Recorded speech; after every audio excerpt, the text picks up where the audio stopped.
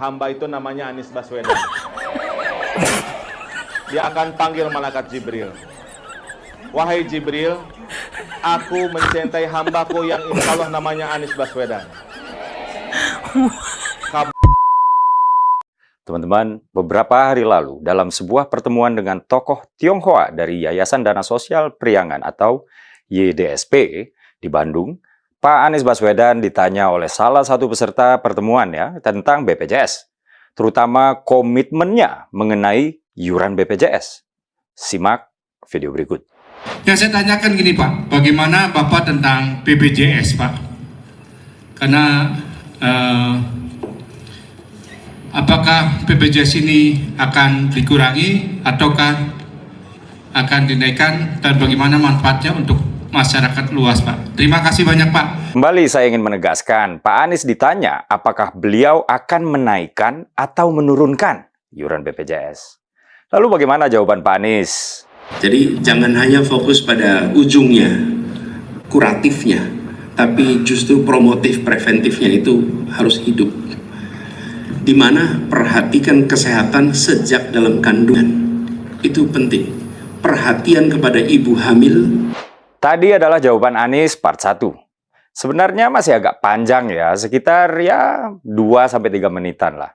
Kalau saya ringkas di sini, Pak Anies ingin pamer pengetahuan yang sebenarnya udah umum banget. Bahwa ada yang namanya pencegahan preventif, ada yang namanya pengobatan kuratif, bahwa preventif itu sudah dilakukan sejak anak masih dalam kandungan, gizi ibu, dan anak, dan lain-lain. Sambil dia ngulur waktu, mikirin jawaban apa yang paling pas untuk iuran BPJS. Tapi jawaban Pak Anies tadi nggak menjawab pertanyaan, yaitu komitmennya soal iuran BPJS. Nah, ada 2 video yang beredar. Ada video pendek, ada video panjang. Video pendek hanya menampilkan jawaban part 1. Pendukung Anies tentu ngamuk-ngamuk dengan beredarnya si video pendek. Mungkin mereka percaya bahwa dengan ditampilkannya secara lengkap, pertanyaan si penanya itu sebetulnya terjawab. Apa iya begitu? Yuk kita lihat lanjutan jawaban Pak Anies, sebuah potongan yang tidak ada di video pendek yang membuat pendukung Anies ngamuk-ngamuk dengan beredarnya si video pendek tersebut. Nah, BPJS-nya itu harus dibahas Pak. Ini perlu reform. Siapa? Rumah sakit, dokter, masyarakat, pemerintah.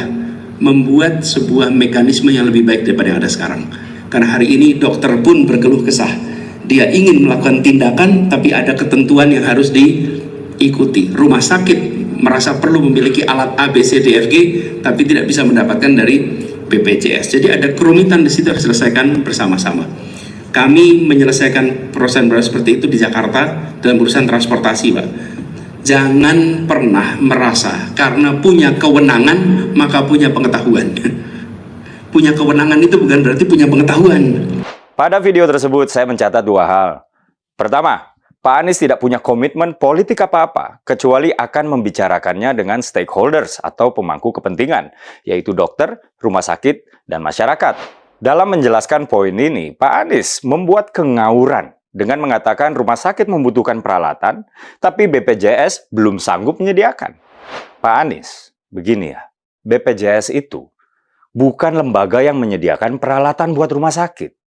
BPJS itu lembaga yang menyelenggarakan jaminan sosial yang dalam hal ini adalah kesehatan. Dia yang membiayai pengobatan masyarakat, bukan yang membiayai rumah sakit untuk membeli peralatan, apalagi menyuplai peralatan secara langsung.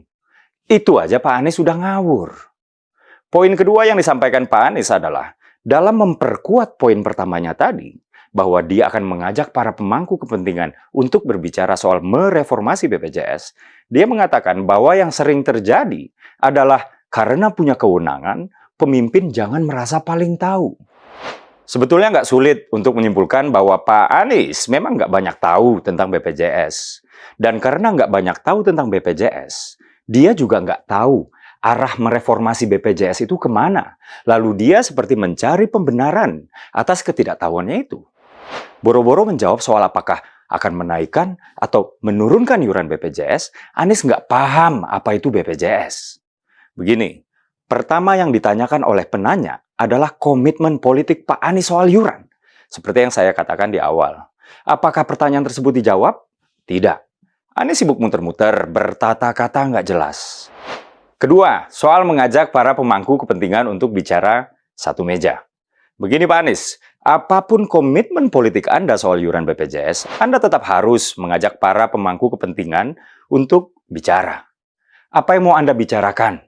Ya dengan mereka ya. Kalau Anda aja nggak tahu arah reformasi BPJS ini mau kemana, dan bahwa Anda akan mengajak para pemangku kepentingan itu untuk bicara, itu nggak bisa menutup ketidakpahaman Anda soal BPJS.